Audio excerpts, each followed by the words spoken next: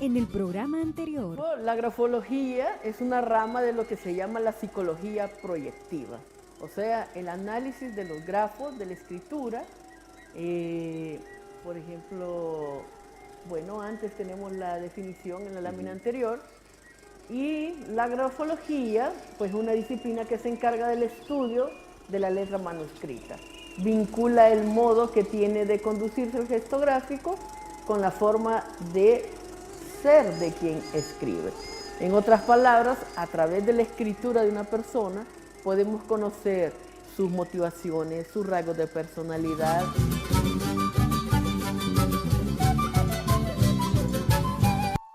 Hola amigos, amigas, aquí estamos de nuevo en tu programa ¿Qué pasó entonces? Gracias por estar siempre con nosotros y pues seguirnos de miércoles a miércoles, domingo a domingo, hablando un poco acerca de qué pasó entonces con la historia. En esta historia hoy hemos invitado a un buen amigo, a una persona que nos ha acompañado siempre desde los inicios del programa ¿Qué pasó entonces? Al buen amigo, al colega, al historiador Denis Portillo. Denis Portillo es un historiador y actualmente pues labora en el Instituto Hondureño de Antropología e Historia, en la sección de Historia casualmente. Es uno de los investigadores de Antropología e Historia, al igual también labora como docente de CEUTEC, impartiendo la asignatura de Historia de Honduras. Entonces el maestro Denis Portillo es una persona que está constantemente actualizándose e investigando y también algo importante, está publicando estas investigaciones, y por eso el día de hoy vamos a hablar de un tema interesante de uno de sus trabajos de investigación, que es un referente al empedrado de Tegucigalpa. Qué interesante, ¿no? Un tema muy histórico. ¿Cómo está, maestro? Muchísimas gracias, Arnulfo, un gran placer que me haya invitado nuevamente, y pues aquí nuevamente para poder compartir lo que son conocimientos que hemos desarrollado a través de la investigación y poder compartirlo pues con todos los televidentes para pues, acrecentar más ese conocimiento sobre lo que es Honduras. Bien, Tegucigalpa se funda como un centro minero, sabemos, como otras ciudades diferentes, el caso de Choluteca, el caso de Gracias, el caso de Comayagua, son centros urbanos más establecidos, pero Tegucigalpa se funda como un centro minero y tenemos datos de 1578, un lugar donde pues, la explotación minera fue muy importante y por eso las calles eran muy angostas, calles que no necesitaban ser tan anchas, porque recordemos que estaba pasando solo pues, carretas con bueyes o con mulas cargadas de lingotes de plata o de oro, y que pues, no había una necesidad de hacerla tan extensa. Pero algo interesante, maestro Portillo, los caminos son pues, esos que de una u otra forma conducen al desarrollo, abren esos nuevos caminos, esos nuevos horizontes, para la redundancia de palabras, en el cual no es tan fácil, pero en aquel momento histórico, cuando hablamos de estos caminos, estos empedrados, estas calles angostas, ¿realmente Tegucigalpa respondía a ese centro minero? Bueno, hay que entender primero que cuando los españoles vienen a Honduras específicamente, que el primer dato que tiene es precisamente Colón en 1502, de por sí ellos ya estaban buscando rutas comerciales, o sea, estaban buscando caminos. Como bien decía, estaban buscando rutas por donde pues, encontrar oro, metales preciosos y desarrollo, pues buscar un desarrollo económico tanto para España como todos aquellos que se dedicaron o buscaron enriquecerse con esos nuevos descubrimientos. Para el caso de España, como vemos aquí en la imagen, podemos ver que básicamente los españoles, cuando se dedicaron a esas campañas de conquista, no lo hicieron al azar en realidad. Tenían toda una serie de leyes que les permitían realizar lo que estaban haciendo. Y precisamente una de esas primeras leyes, que fue las leyes de Indias, que se conoce como recopilación de leyes de Indias, que fue durante el periodo del emperador Carlos II, primero, que fue en 1542, y posteriormente las ordenanzas de Felipe II, que datan ya de 1573 más o menos. ¿Por qué lo menciono? Porque en esas leyes y ordenanzas que establecía la corona española, les decía a los conquistadores y posteriormente exploradores qué debían de hacer desde el punto de vista urbano. O sea, les decía cómo debían fundar una ciudad, dónde debían fundar una ciudad, las características que esa ciudad debía tener. Bueno, no se fundaba ciudades al azar. Al azar, exacto. No, en realidad, incluso Los españoles claramente sabían que para fundar una ciudad utilizaban una estructura urbana muy interesante que se conoce como plano en parrilla o de damero, que es precisamente dividir la ciudad en cuadras con avenidas y calles, o sea, un damero.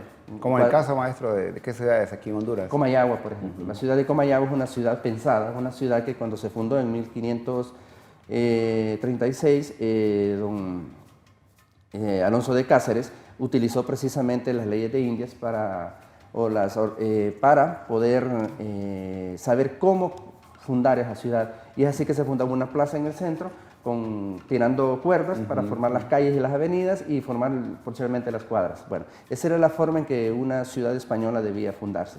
Por eso encontramos en Tegucigalpa, bueno, hemos dicho en todo Honduras, que usualmente está la iglesia, está el parque y alrededor lo que son las autoridades. Las autoridades, alrededor del parque siempre estaba, pero mejor dicho, la plaza, porque hay que recordar que los españoles utilizaban la plaza primero.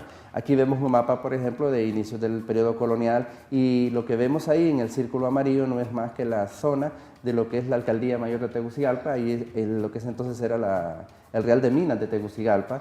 Es un mapa que más o menos le decía a los españoles, y digo yo más o menos porque usted ve un mapa bastante informal, llamémoslo, pero era válido en la época por donde podían llegar los españoles o ubicarse para llegar al Real de Minas. Entonces, insisto, los españoles tenían ciertos fundamentos de cómo formar una ciudad y una ciudad pues tenía su reglamentación establecida. Sin embargo, hay unas excepciones en donde los españoles no siguieron al 100% esas reglas urbanas de cómo fundar una ciudad y esos eran los centros mineros. Los centros mineros son un caso especial, ¿por qué? Porque ningún centro minero en Honduras, y en América, pero en Honduras, vámonos, específicamente tiene acta de fundación, como es el caso de Comayagua, por ejemplo, que un 8 de diciembre de 1537 en realidad. Tegucigalpa no tiene acta de fundación. ¿Por qué? Porque los centros mineros nacían por la presencia precisamente de minas. Los mineros que andaban en busca de ellas, los exploradores españoles que andaban en busca de minas, llegaban a una zona, encontraban minas y se establecían ahí. Se establecían, ¿por qué? Porque lo principal era estar cerca de donde estaba la mina. Es por esa razón que ciudades actuales como la misma Tegucigalpa, como San Antonio de Oriente, como Yuscarán, como el Corpus, como los Cedros, son ciudades que tienen callejones, tienen calles angostas, son empinadas, normalmente no son, desde un punto de vista urbano, bien estructuradas y son ciudades, como se dice desde el punto de vista geográfico, son ciudades quebradas. ¿Por qué? Porque ahí privaba más el interés de estar cerca de la mina que una organización urbana como tal. Ya viendo estos mapas, y sabemos que el maestro Portillo pues es historiador, pero su orientación es en geografía histórica. Viendo estos mapas, era como lo que les funcionaba en ese momento. Exactamente, los croquis que vemos aquí son reconstrucciones. El de la Tegucigalpa, el de la izquierda, es de 1756, es una reconstrucción de un croquis anterior, de un mapa anterior de cómo era la Tegucigalpa de ese entonces, de ese Real de Minas. Y el que lo vemos a la derecha abajo es de 1807.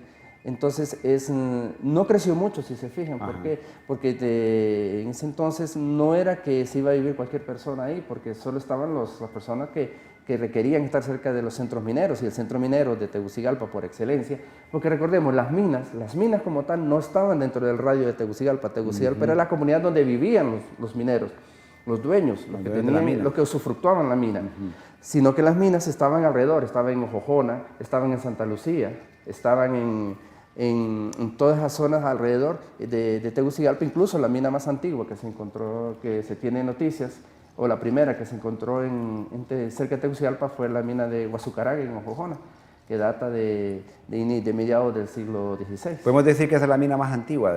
Es la mina más antigua, le sigue después en el pueblo de Santa Lucía, donde está otra de la segunda más antigua. Entonces, como ven, no es que las minas estaban dentro de la ciudad, donde estaban asentados los mineros, sino que estaban alrededor. Pero, por supuesto, ellos no podían escoger dónde iban a asentarse, tenían que estar cerca y buscaban el lugar más propicio. Contrario a Comayagua, insisto, que Comayagua, pues don Alonso de Cáceres escogió el Valle de Comayagua como el más adecuado para fundar ahí una ciudad. Y siguiendo los lineamientos que daba ya la corona, tanto de las leyes de Indias como en las ordenanzas de Felipe II. Ahora bien, Dentro de esas ordenanzas, independientemente del tipo de planta urbana que utilizaran los españoles, ya sea de la planta endamero, que ya le vimos, que es como Comayagua, que es bien organizada, o la planta minera, que es casi al azar precisamente la ubicación de la ciudad, habían unas que sí se llevaban a cabo, que sí se cumplían, y especialmente en los centros mineros, que era precisamente la delineación de calles, delinear una calle. Era muy importante para los españoles esas vías de comunicación, y digo, insisto, en los centros mineros, ¿por qué? Porque era por donde sacaban el mineral precisamente. Este es un mapa que es de inicios de la corona española del siglo XVI, es como estaba dividido lo que actualmente conocemos como Honduras. Ahí vemos la zona de Tegucigalpa, que los españoles conocían como la Alcaldía Mayor de Tegucigalpa, y todas las demás divisiones que ven ahí se les llamaban los españoles partidos, y todos conformaban, eran parte de la gobernación de Comayagua o de Honduras. Entonces, bueno, les decía que Tegucigalpa, ya la ciudad, la vía, el Real de Mina Tegucigalpa, que era como la capital o la cabecera de la Alcaldía Mayor de Tegucigalpa, que era una organización política dentro de lo que era el estatus administrativo español, como toda ciudad española necesitaba forzosamente delinear las calles. Si bien es cierto, en Tegucigalpa las calles son bastante quebradas y bastante angostas, recordemos, insisto, ellos se asentaron aquí por necesidad de estar cerca de las minas, pero algo que sí obedecieron los españoles era precisamente el empedramiento de esas calles. O sea, toda ciudad española, sin excepción, y en eso es hay que decir, una cualidad que los españoles tenían, trataban de hacer lo mejor posible o de estructurar lo mejor posible desde el punto de vista urbano y arquitectónico sus comunidades. Y es así entonces que de las primeras cosas, como bien hablamos hace unos minutos, licenciado, es que los españoles, dentro de lo que era la plaza central, que era donde comenzaba a crecer la ciudad, se comenzaba a estructurar primero la iglesia, que era el poder religioso, pero también estaba el poder civil, que en el caso de Tegucigalpa era el alcalde mayor. Esto que vemos aquí es un plano del siglo XVI-XVII de la casa consistorial en Tegucigalpa. No le podría decir si al final se construyó ese plano también, pero sí se proyectó. O sea que los españoles, independientemente de donde se sentaran o el tipo de ciudad que quisieran, ellos sí llevaban a cabo esa planeación tanto de gobierno como de estructuración por el medio del cual ellos pudieran gobernar mejor la región donde se encontraban. Y no podían, por ejemplo, tomar decisiones administrativas políticas si no tuvieran el poder administrativo. En ese caso era el alcalde mayor de Tegucigalpa y esta era la casa precisamente donde se encontraría o donde residiría el alcalde mayor de Tegucigalpa. Y insisto, ese es un plano del periodo colonial del siglo XVI o XVII por ahí, donde se está diciendo ya que Tegucigalpa, pues, y es algo interesante, por cierto, de ese plano. ¿Por qué? Porque normalmente las estructuras en las ciudades españolas eran de un solo piso, de una sola planta.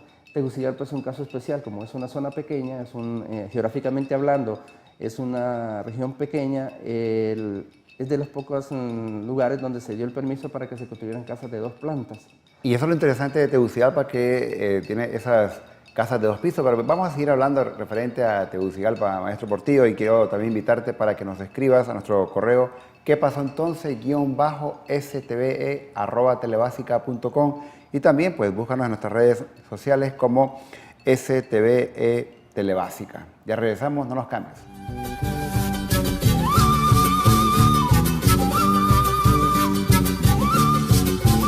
Al centro minero que se encontraba en la zona donde mayor cantidad de plata pues se sacaba.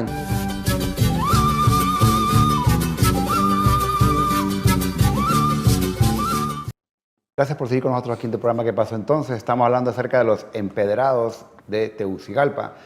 Realmente Tegucigalpa es una ciudad que se le consideró incluso una de las ciudades más bellas de América Latina, incluso también una de las ciudades más caras para vivir, pero también esos elementos que tiene Tegucigalpa, esa topografía, ese relieve, eso irregular, lo hacen diferente. Yo siempre cuando miro Tegucigalpa, maestro Portillo, lo asocio algunas veces con Cusco, con Guanajuato, son ciudades que son muy parecidas y son centros mineros, ¿no? Es que son características que todo centro minero pues, ha manejado, su topografía. Eso es como un sello especial de los centros mineros. Son zonas montañosas, son zonas quebradas, porque recordemos que es donde va a encontrar precisamente la mina por galerías o subterráneas. Exacto. y pues Tegucigalpa no es la excepción. Y por supuesto que Tegucigalpa tiene sus características muy propias que la han hecho especial. Todo Centro Minero, insisto, tiene sus calles serpenteantes, quebradas, callejones que van a terminar a un tope, como le llaman los españoles, o sea, una pared, o van a terminar a un precipicio, que Tegucigalpa no es la excepción. Así es. Pero también tiene una característica muy especial, insisto, todas las ciudades españolas la tenían, pero las ciudades de origen minero eran como especialmente diseñadas para tener estas imágenes que vemos en pantalla, que son los empedrados. Los empedrados es una técnica de construcción que los españoles pues la conocían muy bien y la desarrollaron bastante.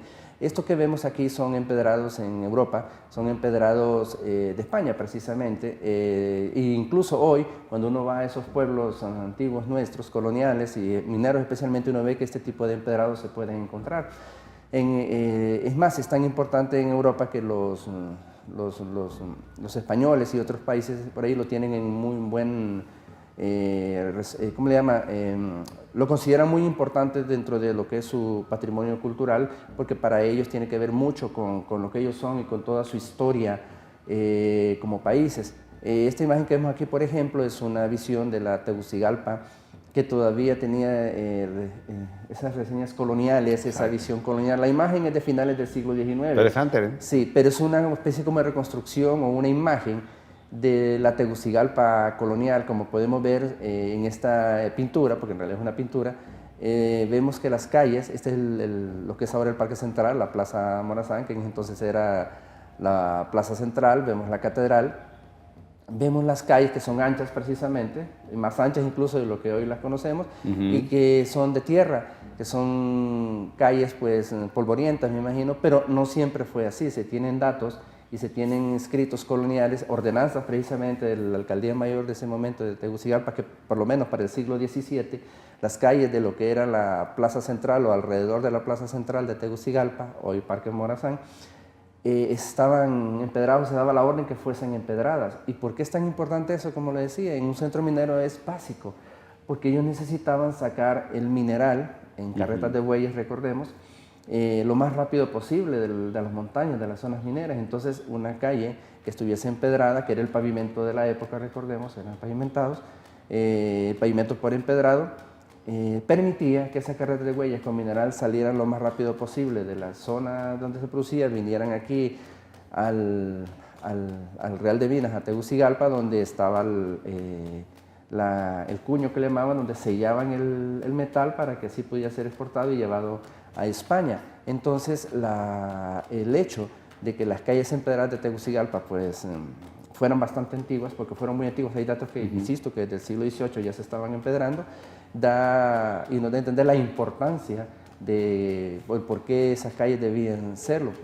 Esto que vemos aquí precisamente es ya del periodo de republicano, ya final del siglo XIX, porque si bien es cierto, las calles alrededor, insisto, de la Plaza Central estaban siendo empedradas de la época colonial, el problema que tenían que esas calles se dañaban constantemente, tenían que estarse en constante reparación y cambiando la piedra para que siguieran funcionando en forma normal. Es así entonces que un segundo proceso de empedramiento de lo que es el centro de Tegucigalpa se dio durante la reforma liberal de don Marco Aurelio Soto. Él dio la orden también para que se empedrara nuevamente lo que es el centro de Tegucigalpa, por lo menos, insisto, las cuadras alrededor de la Plaza Central o Parque Central. Y esta imagen que vemos aquí, aunque no es del periodo, esto es una foto, no es del periodo de Marco Aurelio Soto, es de inicios del siglo XX, vemos que las calles empedradas que están siendo reparadas precisamente, si nos fijamos, pero son las que en el periodo Soto habían sido reempedradas nuevamente. Ahí se puede observar en la esquina inferior derecha, ya estaban también un poco dañadas. Entonces, pero la presencia misma de los empedrados está dándole la importancia que la ciudad misma, como bien decías al inicio, que Tegucigalpa fue una de las ciudades en su momento más importantes del Reino de Guatemala. En Centroamérica fue el principal centro minero que se encontraba en la zona donde mayor cantidad de plata pues, se sacaba. Entonces eso le permitía a Tegucigalpa tener un poder económico bastante fuerte. Y el hecho mismo también que decía que es una ciudad cara, también le daba ese esa importancia porque el ser un centro minero pues subía el valor de la plusvalía también. Y otro, como ya lo mencioné también al inicio, Tegucigalpa tenía otra característica, lo vuelvo a repetir, que es una de las poquísimas ciudades, por lo menos en Centroamérica de la época colonial, sino la única, que tenía edificios de 2 plantas, lo que la ley incluso dentro de la colonia española lo restringía bastante, porque podía tener 2 plantas siempre y cuando no fueran, ya le había dicho, más alto que la iglesia. Y en el caso de Tegucigalpa, pues se dio esa excepción. ¿Por qué? Porque las cuadras en Tegucigalpa eran muy pequeñas, entonces las casas tenían que ser también pequeñas, entonces como eran, recordemos, gente de un poder económico alto, entonces le iba poniendo una segunda planta a sus casas. Aquí vemos otra foto de esos empedrados antiguos de Tegucigalpa, anteriores, muy antiguos. Aquí vemos igual el Parque Central. Esta es de la parte de lo que es hoy la parte sur del Parque Central. Vemos los empedrados también que ya están un poco dañados, e insisto, de inicios del siglo XX estas fotos, ya están siendo dañados. Son los empedrados de Marco Aurelio Soto y otros presidentes posteriores que fueron añadiéndolos a esa zona. Esos empedrados, debemos decir, ya no existen en Tegucigalpa. Ese que estamos viendo en la foto ya no existe. El que existe es otro tipo de empedrado, que lo veremos más adelante, quién lo hizo y cuál es la característica especial que tiene. Interesante, porque realmente al ver como un centro minero, como hemos comentado, una de las cosas que les facilitaba a un centro minero es el material, ¿no? El material en abundancia, las canteras también en abundancia, y sobre todo en el caso de Tegucigalpa. No, Tegucigalpa incluso no es casualidad que se le llame también la ciudad de las canteras, porque Tegucigalpa tiene muchos cerros alrededor que sirvieron de canteras, no solo para la construcción de edificios, sino también para el empedrado de sus calles. Esa es otra imagen que vemos del mismo periodo de la foto anterior, donde vemos que esta calle es la que va a la isla, viniendo de lo que es la parte izquierda de la imagen donde se encuentra ahora el Congreso Nacional. Entonces, bajando al puente de la isla, esa imagen sí tenía empedrado esa calle, pero ya casi no se nota, ya también, insisto, está dañado. Son vuelvo a decir, los mismos empedrados que mandó a hacer Marco Aurelio Soto y otros presidentes que lo siguieron durante el siglo XIX, que ya para inicios del siglo XX ya se encontraban dañados.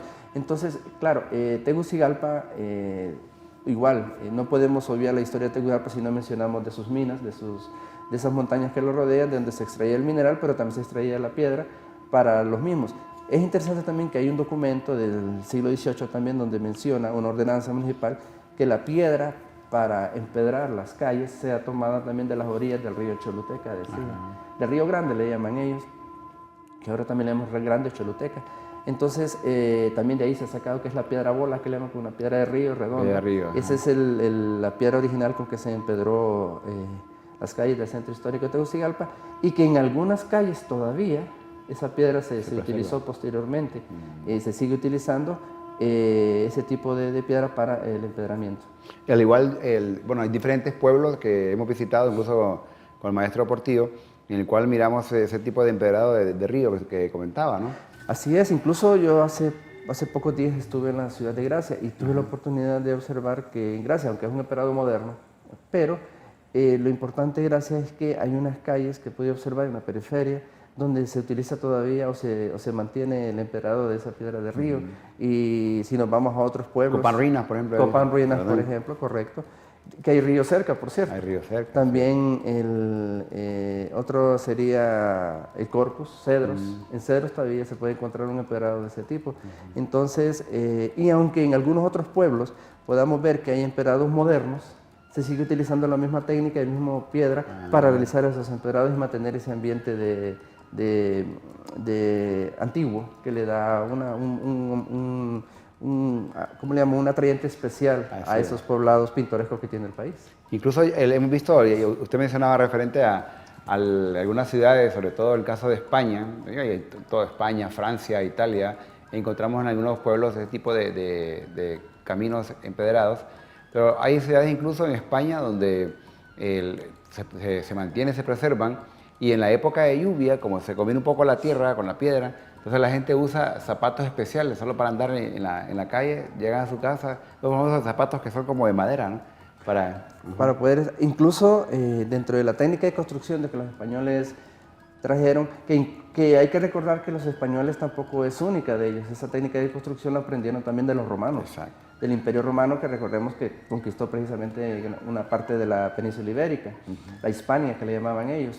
Y los mismos árabes también utilizaban empedrados, entonces ellos unieron y trajeron esas técnicas aquí a América y las enseñaron a los habitantes. Y recordemos también que los indígenas americanos tenían también una larga historia. Los Agves, ¿no? Los Agves mayas, que eran calles empedradas también, tal vez con una técnica distinta, a la española, pero el sentido mismo de empedrar un camino era para lo mismo. Pues. Además, los mayas, incluso técnicamente hablando, llegaron a desarrollar la técnica del estuco, porque que le daban a la piedra, y que tenía característica que en la noche podía verse el camino con la luz de la luna. Entonces, lo que quiero llegar es que,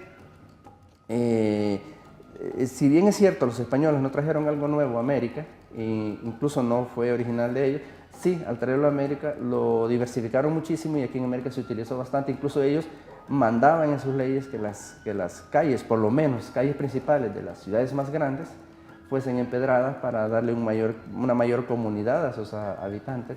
Y esto más, no solo era que venían y tiraban el empedrado, las calles también tenían un cierto desnivel del centro hacia afuera para que las aguas lluvias corrieran por las orillas de la calle también. Siempre tiene una utilidad. Bueno, si usted no nos cambien, ya regresamos, estamos hablando acerca de empedrados en Tegucigalpa.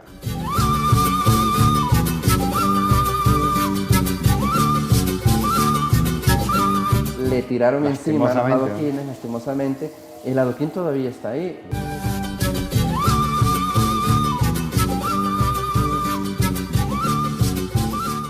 Gracias por continuar con nosotros en tu programa ¿Qué pasó entonces? Y estamos hablando hoy acerca del tema de empedrados en Tegucigalpa. Tegucigalpa es esa gran ciudad, esa ciudad colonial por excelencia. Aquí hubo actividad en la época prehispánica, hubo actividad en la época colonial, hubo actividad en la época republicana, en la actualidad seguimos. Es una ciudad realmente que ha trascendido en la historia de Honduras, el maestro Portillo. Sí, bueno, hay que recordar que Tegucigalpa pues tiene, como bien me lo dijo, una historia bastante interesante. Desde el preciso momento que fue el principal centro minero de Centroamérica, pues eso ya le da una importancia, definitivamente. Y como estamos hablando pues de los empedrados, que es una de esas características especiales que tiene la ciudad, pues como en esta foto que vemos aquí, que ya es de la década de los 30, del siglo XX, donde empezando la década de los 30, este empedrado que es al fondo vemos lo que es, si no me equivoco, el Mercado de los Dolores, el desaparecido Mercado de los Dolores, donde el empedrado pues siempre lo ha tenido Tegucigalpa, siempre de alguna u otra forma. Vuelvo a insistir, ese empedrado que vemos ahí ya no existe, es otro que encontramos, pero vamos a hablar también de la importancia que ese empedrado tiene para la actualidad, porque el hecho de que sea un empedrado, no sea un empedrado colonial, no significa que no tenga importancia desde el punto de vista cultural, porque es una representación que la ciudad, es una marca que la ciudad tiene, y que pues le da ese sentido de individualidad a la capital de la República. Porque los empedrados, hay que recordar algo, los empedrados, como bien mencionaba, en Europa, las ciudades europeas, en España especialmente, son como bien cuidados, para ellos tienen como un sello especial el tener un empedrado y lo cuidan bastante. Si no me equivoco, yo en lo personal no conozco, pero sí tengo referencia que la ciudad de Toledo en España es una ciudad que cuida mucho su patrimonio cultural, y entre ellos tienen precisamente esos empedrados, porque son empedrados que ellos le dan una identidad especial. Y como veremos más adelante, insisto, Tegucigalpa, el uso de la piedra que en Tegucigalpa se utiliza, le da una identidad muy especial a esto, que no es casualidad, vuelvo a insistir, que se le llame precisamente la ciudad de las canteras, porque el hecho de la existencia de unas canteras han marcado la historia también de Tegucigalpa desde el punto de vista arquitectónico y constructivo.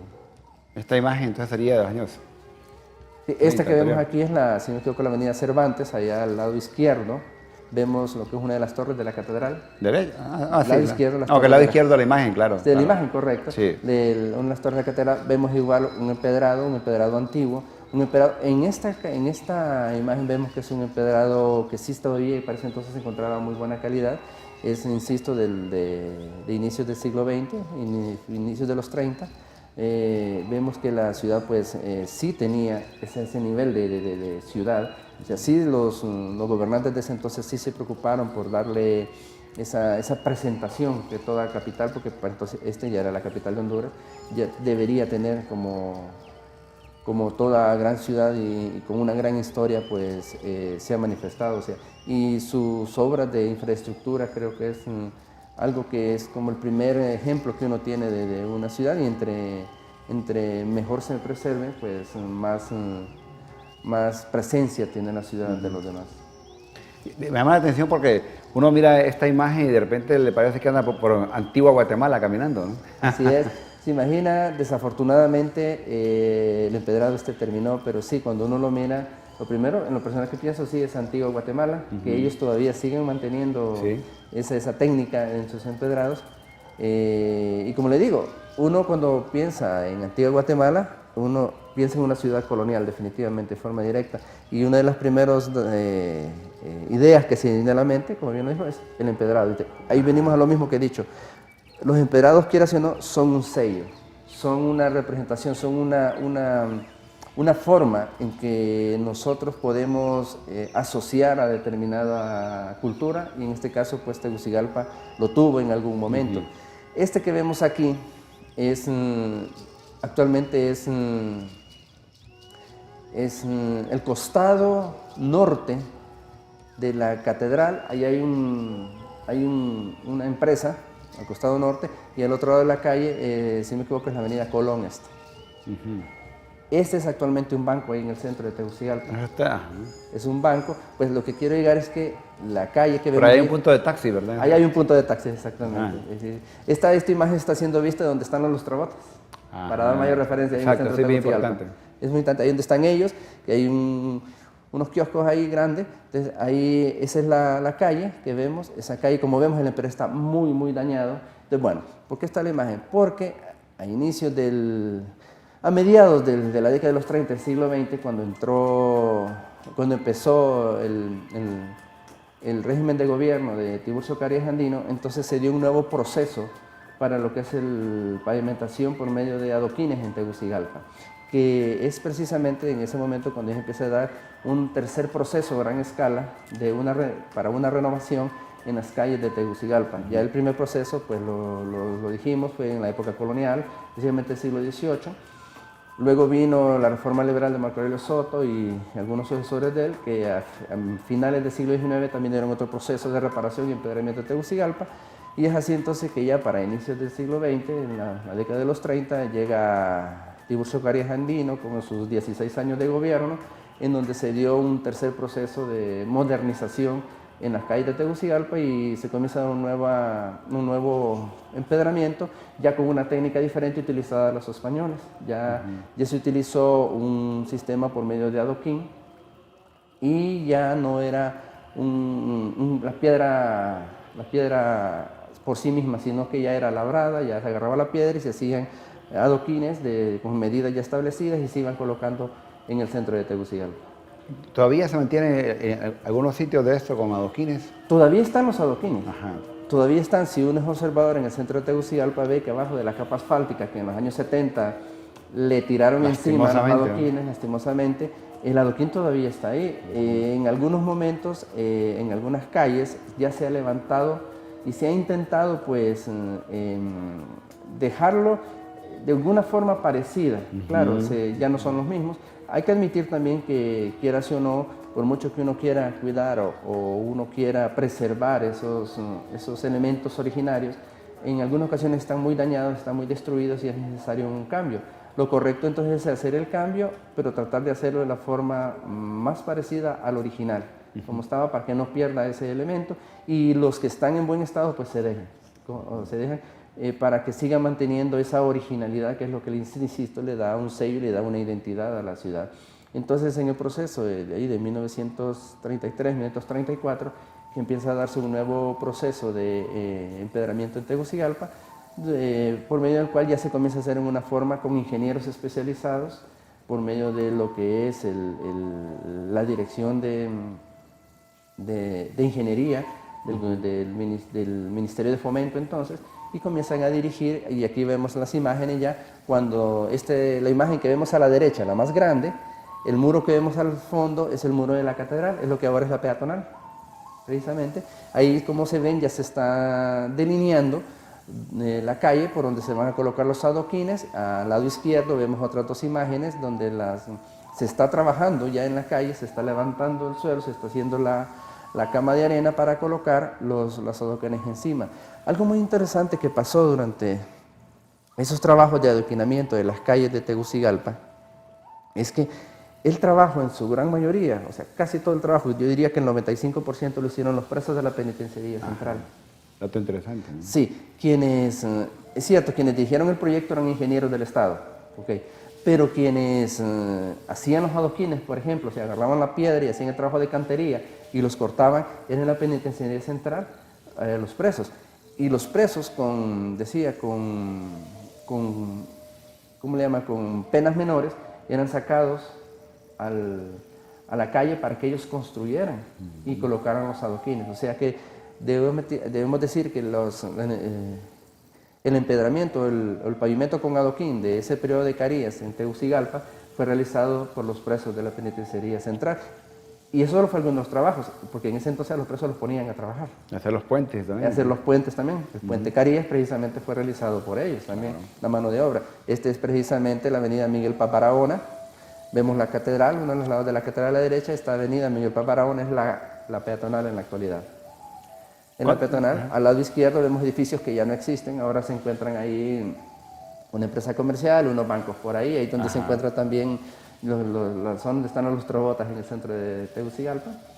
Entonces, aquí esa calle ya está adoquinada, como ven, no se detectan muy bien los adoquines por la forma en que fueron construidos y por la línea que les dieron, pero ya vemos una calle bastante excelente, buena para transitar.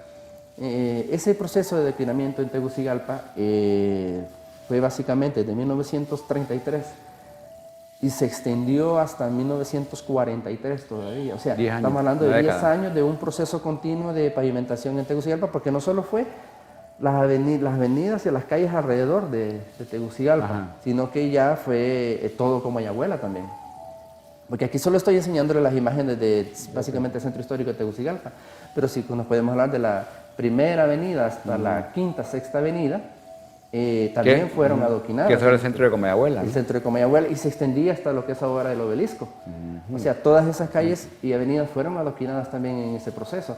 Entonces quiere decir que fue todo un proyecto a gran escala de modernización. ¿Por qué digo de modernización? Porque el hecho de que ya se estuviese trabajando en una pavimentación ya más duradera, una pavimentación ya más profesional, indicaba que había cierto nivel de desarrollo de la ciudad, que como insisto, es una ciudad que desde el inicio, desde que se fue creada, pues tuvo su importancia alrededor de las minas. Para esta época ya las minas ya había caído su importancia, había otros elementos, la capitalidad misma, el hecho de que Tegucigalpa fuese la capital ya le estaba dando un nivel de importancia política mayor, por supuesto. Maestro Portillo, y un poco hablando de estas calles de Tegucigalpa, a veces uno se pregunta por qué en la actualidad se inundan. En aquella época siempre han habido lluvias, además, en aquella época las lluvias eran intensas, ¿no? ¿Qué había de diferencia? Bueno, dentro de este proceso, bueno, desde la época colonial, ya les había dicho que las calles tenían una especie como de desnivel del centro hacia los lados. Eso hacía que las aguas corrieran del centro por las orillas y tuviera desagüe, y todas esas desagües iban a caer al río. Okay. Eran superficiales precisamente, era un desagüe superficial. Luego, cuando viene el periodo de Carías, ya comienza, antes de hacer esta pavimentación, y es lo que pasa que no puse fotos y no lo toqué porque no era el sentido en el momento, pero ya que hace la pregunta, antes de hacer esto, primero se hizo el primer sistema de desagüe subterráneo de Tegucigalpa en esa época también, porque antes de pavimentar la calle y ponerle adoquín, se ponía todo el sistema de aguas negras de Tegucigalpa por la empresa de agua y luz, que se llamaba en ese entonces, que después fueron separadas en la ENE y en el SANA. Entonces, o sea, era todo un trabajo de ingeniería. Claro. O sea, no solo venía poner la cama de tierra, poner el adoquín encima, sino que antes de eso venían los ingenieros y ponían las tuberías de aguas negras y de agua lluvias también. Sobre eso ponían ellos entonces toda la pavimentación. Ahora, sí ha habido inundaciones, o sea, siempre ha existido. Tegucigalpa, por el hecho de ser una ciudad con montañas, ser una ciudad quebrada, bastante quebrada y con sus calles bastante desniveladas, en el sentido de que usted ve aquí una línea recta, son pocas las líneas rectas que hemos Tegucigalpa y son cortas en realidad, si acaso la avenida Gutenberg, la avenida de La Paz, pero lo que es el centro de Tegucigalpa son siempre subidas. son cuestas. Entonces, Solo vamos a dejarlo un rato acá porque sí, lo que está explicando es muy importante. Sí. Nosotros pues, solo vamos a hacer una breve pausa y ya regresamos, no nos cambies.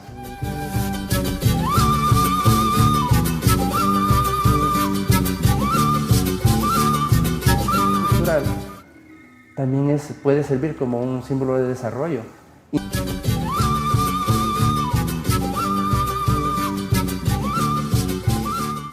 Gracias por seguir con nosotros en tu programa ¿Qué pasó entonces? Estamos hablando acerca de los empedrados de Tegucigalpa, maestro Portillo. Sí, como decíamos, el hecho de las inundaciones, la verdad que Tegucigalpa siempre ha sufrido, es uno de sus principales problemas que ha tenido, las inundaciones. Pero es por el hecho de estar en una zona quebrada, en una zona de montaña, donde hay escorrentías que vienen de la montaña y hay que recordar algo, las calles sirven en ocasiones como canales incluso. Exacto. Entonces, lo importante de Tegucigalpa no es que no haya inundaciones, es cómo afrontarlo. Y aquí sería cómo pues, hacer que esas escorrentías pasen y no se queden estancadas. Y esa es la lucha que se dio siempre Tegucigalpa. Y hay que recordar también que antes, en todo caso, los materiales eran más naturales y se biodegradaban más rápido, se erosionaban más rápido, pero al mismo tiempo era más fácil las reparaciones. Entonces eso no creaba grandes problemas, como es en la actualidad. Estos son empedrados que tuvo Tegucigalpa en su momento. A la izquierda vemos la Pedrera o las Vueltas de la Leona. Ahí ese muro que vemos ahí es precisamente el Parque Manuel Bonilla, o Parque La Leona, como lo conocen. Esta es la famosa Cuesta Lempira y a la derecha de la imagen está la calle de la Ronda. Estas calles fueron parte de ese proceso de empedramiento en el régimen de Tiburcio Carías Andino, donde no se utilizó el adoquinado que se utilizó en la parte del centro histórico directamente, en lo que es alrededor del parque y las avenidas principales y calles principales. Aquí no se utilizó ese adoquín, esa piedra ya labrada y trabajada como ladrillitos. Pero sí se utilizó y se siguió utilizando el sistema de piedra más rústica, el piedra bola que le llaman algunos, y utilizaron una técnica que es muy importante que se llamaba piedra seca o piedra en seco. Es un sistema de empedrado que trajeron precisamente los españoles, en donde no se utiliza ningún tipo de cimentación o de cemento para sostener la piedra. Lo que se utiliza es la misma piedra y que por gravedad se sostiene. Es una técnica especializada, muy utilizada en la zona mediterránea de Europa. Es muy apreciada por los españoles, incluso para ellos es ya parte de su patrimonio cultural inmaterial, no en la piedra en sí o el empedrado en sí, sino la técnica de construcción. Por eso se llama inmaterial, porque es el conocimiento que ellos tienen de cómo realizar estos tipos de empedrados. Y este tipo de empedrado, que fue utilizado en la década de, insisto, de los 30 para esas tres calles, que ahora, si usted se fija, están con una plancha de pavimento encima, pero que esa piedra está abajo, como le digo, es parte de esa identidad española que nos dejaron. Es más, hay algunas comunidades fuera de Tegucigalpa que aún mantienen este tipo de empedrado. ¿Cómo se llama? San Antonio de Oriente y el mismo Yuscarán siguen manteniendo ese tipo de empedrado que se llama empedrado en seco. ¿Y Santa Lucía? Bueno. Santa Lucía sí, utiliza ese tipo de empedrado, aunque el empedrado hace poco pues acaba de ser pavimentado una parte. Bueno, pero sí sigue manteniendo algunas calles ese empedrado en seco que se llama, que no es de construcción colonial, pero que sí la técnica misma es muy antigua. Entonces eso le da un valor a Santa Lucía. Insisto, ¿quién de nosotros no va a Santa Lucía? Y lo primero que piensa, insisto, aparte de las flores, es el empedrado. Es el pueblo empedrado. O sea, esa identidad que toda comunidad tiene con los empedrados.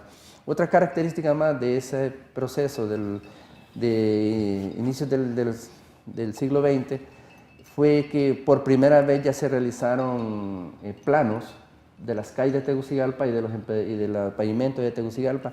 Antes no se había realizado en ningún momento, pero fue la primera vez ya que como fueron ingenieros profesionales los que hicieron esto, entonces nos dejaron y nos legaron cómo las calles iban a ser empedradas, qué técnica iban a utilizar, incluso las medidas que iban a tener las aceras, las esquinas, y nos dieron incluso las medidas que deberían tener los adoquines que se estaban utilizando. Entonces, como vemos, ya fue todo un proceso y un proyecto muy profesional de empedramiento en Tegucigalpa, que le dio una nueva cara a la ciudad, pero sin perder esa esencia histórica que siempre ha tenido. Claro. Yo creo que el licenciado Portillo dijo algo importante al principio del programa, que estos empedrados son como una especie de una marca, como un sello, como una identificación en la historia o el desarrollo urbanístico de estas ciudades, como el caso de Tegucigalpa, San Antonio de Oriente, Valle de Ángeles, o Santa Lucía, que pues, nos va identificando con esa época de la colonia. Y hay ciertos lugares incluso que todavía se mantiene este empedrado, o sea, se ve la calidad del trabajo aún ya en la época del presidente Carías y posterior. Ahora, una de las cosas que uno siempre identifica en una comunidad cuando la visita es esas cosas que llaman la atención. ¿Por qué últimamente en algunos lugares que son pues, de trascendencia histórica, colonial, ya prácticamente se ha estado dejando a un lado ese empedrado con la teoría aquella de la modernidad, ¿no? Es que precisamente eso tiene que ver mucho con la percepción que, digamos, las autoridades en ese momento tengan de desarrollo, de un desarrollo. Hay que ver desde qué perspectiva estamos agarrando el desarrollo para determinada comunidad. Tal vez o quizás será que esa percepción que tienen de desarrollo es que es de modernismo. Si vamos a desarrollarnos tenemos que modernizar nuestras carreteras, ya no tienen que ser esas piedras que molestan los carros, sino que vamos a darle un pavimento, vamos a poner concreto hidráulico que va a permitir que el carro pues transite más rápido y que se dañe menos. No negaré que eso ayuda muchísimo, pero la situación es que los empedrados no es que sean malos. Lo único que un empedrado necesita es mantenimiento. O sea, no es necesario cambiarlo, sino mantenerlo. Además hay que recordar que también... No hay baches, ¿no? No hay baches. Que también el patrimonio cultural también puede servir como un símbolo de desarrollo. Insisto, y el mejor ejemplo que tenemos nosotros aquí en Centroamérica es Antigua Guatemala. ¿Quién va a decir que Antigua Guatemala no es una ciudad con un desarrollo basado en su turismo? Y visitado por miles de personas de diferentes partes del mundo. Cientos de miles al año visitan y Antigua regresan. Guatemala y regresan, les gusta. O sea, ellos han sabido aprovechar ese recurso que tienen que se llama, que es su historia. Y los empedrados de Guatemala son parte de esa historia. Entonces tiene que ver más con la percepción que se tenga de desarrollo para poder mantener o no lo que es un empedrado que no necesariamente puede ser colonial. Por ejemplo, estas son imágenes del centro de Tegucigalpa. La de la izquierda es la calle del Comercio que se llama, que no es otra que la calle que pasa al lado del Congreso Nacional y que va a caer al Puente Mayor. Esa es la esquina donde uno se para, que al lado derecho está en la plaza, el Parque Central. Okay. Ahí podemos ver los adoquines de los que estuvimos hablando ahorita, que todavía se mantienen bajo la capa asfáltica superior, que si se fijan, la capa asfáltica se erosionó y desapareció en menos de 30 años, y esos adoquines tienen más de 80 años y todavía siguen ahí. Y es precioso, realmente. Bellos, preciosos. Sí. Y los otros que vemos aquí son los adoquines, estos siempre igual, de la zona de esa calle que va para el Congreso, que se conoce históricamente como calle del Comercio. Son los mismos adoquines, como ven, ya la capa asfáltica desapareció, la que se le había tirado encima, y el adoquín sigue ahí todavía. O sea, no es necesario quitarlos, se puede reparar. Ahora bien, las imágenes de estas banderas que vemos ahí lo puse con un sentido muy a propósito. ¿Por qué? Porque son las banderas de Grecia, Chipre, Suiza, Italia, España, Francia y Croacia. Todos estos países tienen una solicitud ante la UNESCO, tienen 2 años de tener esa solicitud y este año se les va a dar la respuesta, en donde ellos están solicitando a la UNESCO que la técnica de construcción llamada empedrado en seco sea catalogada como patrimonio cultural inmaterial de la humanidad. Bueno, hay países muy importantes desde el punto de vista de la cultura, o sea, España y Grecia son países con un peso cultural muy fuerte y están solicitando una técnica de construcción que para ellos significa que su símbolo representa, y no solo es las calles adoquinadas, las calles empedradas, sino todo aquello que se construye con esa técnica de piedra en seco. En Honduras las encontramos ¿dónde? En la carretera del sur, en esos muros de piedra que vemos alrededor de las calles. Esa es la construcción de piedra en seco. Y ellos están solicitando que eso sea patrimonio cultural de la inmaterial, o sea, le están dando el valor de esos empedrados que nosotros ya tenemos también. Y no solo tenemos ese tipo de empedrados, tenemos el tipo de empedrado adoquín, que es un empedrado único por una razón. Esas construcciones que vemos ahí, que es, empecemos arriba, superior a la izquierda, que es el San Felipe, el Palacio Municipal, el antiguo Palacio de los Ministerios, ahora es un museo, luego está el Correo Nacional a la izquierda, está luego ¿cómo se llama?, el Teatro Manuel Monilla, y a la derecha tenemos el antiguo Palacio Episcopal en Tegucigalpa. También podemos sumar ahí la antigua Casa Presidencial y también el Palacio de las Comunicaciones Eléctricas, que es un hotel en el centro. ¿Por qué les pongo esto?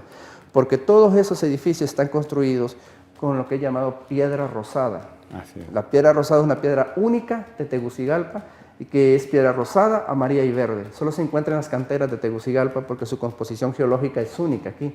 Entonces eso le da un valor agregado. Ahora bien, los empedrados de Tegucigalpa, esos adoquines que vieron, están construidos con ese mismo tipo de piedra.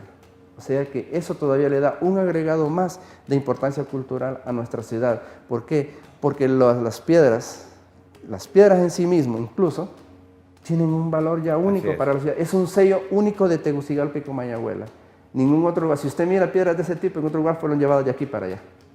Fueron llevadas. Entonces, no solo, como digo, los empedrados, que se encuentran en las calles de Tegucigalpa, que aún ahí abajo se encuentran, debajo de ese asfalto que se le ha puesto, usted lo puede encontrar, todos lo podemos encontrar, sino que las construcciones, los inmuebles, los edificios, tanto públicos como privados, han utilizado ese tipo de material que le han dado un sello muy, muy característico y único a Tegucigalpa.